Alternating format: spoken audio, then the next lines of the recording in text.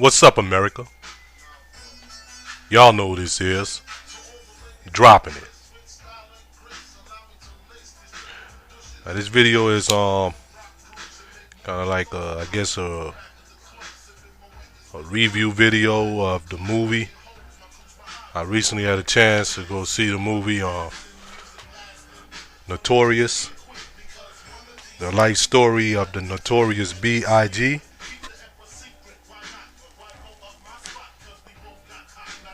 And I'm just here to give a little review of the movie. First of all, I remember my man Black Militant said in one of his videos that it's kind of like the prerequisite, if you will, of becoming a rap artist nowadays is if you sell drugs and you kill up people. And then I recall my girl Sabi saying she did a video called Notorious B.I.G. in which she speak of the ill timing of which this movie came out.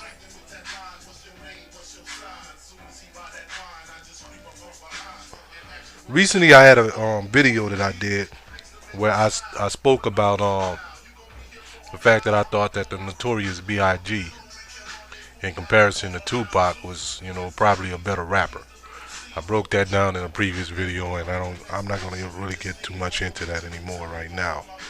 This is frankly talking about the movie and a review of the movie. And the reason why I mentioned those two videos from those two individuals, shouts out to brother Black Militant, and shouts out to Sabi,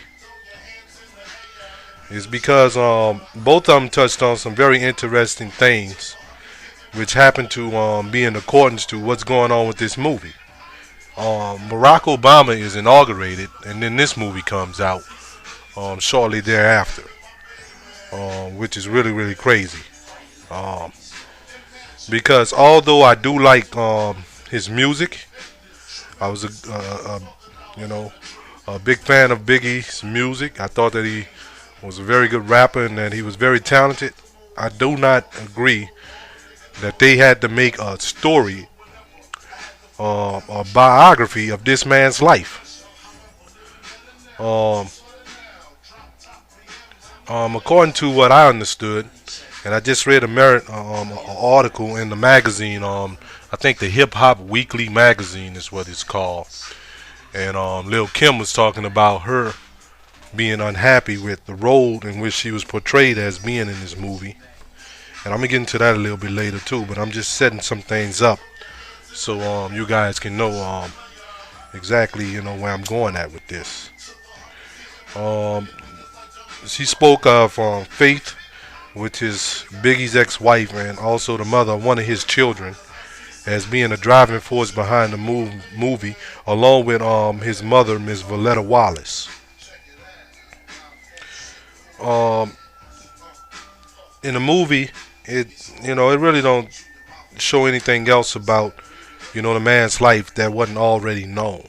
That he was a crack, that he used to sell crack, and then after selling crack, he was able to get discovered and become probably one of the best rappers ever in the game. But I say this, right? Where is the level of interest? I mean, where is this so interesting that someone would have to make a movie about this man who, for the better part, yeah, he did some good records and stuff, but a lot of his music wasn't what you would call quote unquote positive.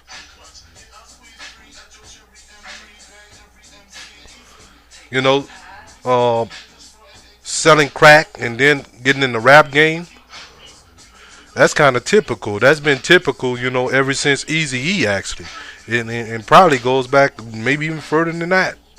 But I know that for a fact that Eazy-E said he sold crack and then he became a mogul in the music industry. So why make this music?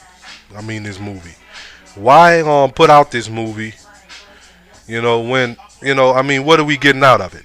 You know, the fact that he was a good rapper and that he sold crack, and his life, the fact that he had a tumultuous personal life. Isn't that kind of like the life story of damn near any entertainer almost, or any quote unquote big name rapper? The movie portrayed Lil Kim to be nothing more than a hoe when it comes down to it.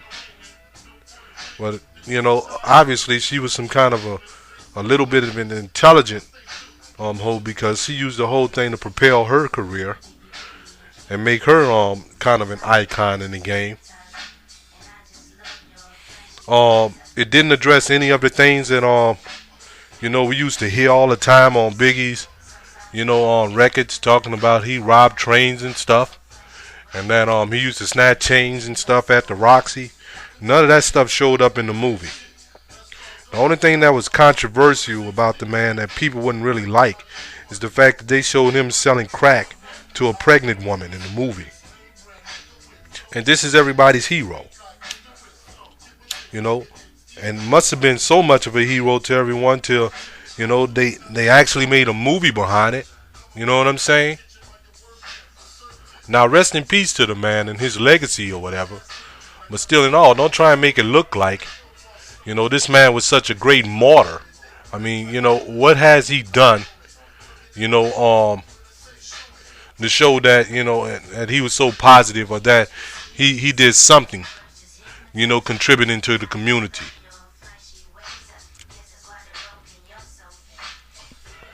So much that they have to make a big, huge movie that appears in the theaters and everything about this man's life. It seems like Hollywood just wants us to go back to selling crack, or promote the images of people selling crack, and still showing that this is supposed to be, your road towards becoming a successful rapper in the industry. Are you kidding me? You know what I'm saying? There's way more people whose lives and stuff is way more interesting and more positive than this man, that they had to go out of their way to make a movie about this man's life. Are you kidding me? Are you for real? Where's the movie on the Honorable Elijah Muhammad? Where's the movie on, even Haile Selassie or somebody like that? Where's the movie, on the Father, also known as Clarence 13X? Where's the movie on these people who were courageous individuals, you know what I'm saying, that never had their stories told? Yeah, we won't talk about a rapper, you know what I'm saying, who was very talented, I admit, and I listened to a lot of his music. However, never really made any positive music. And never did anything that I know about positive, in the community. And keep in mind, I say that I know of.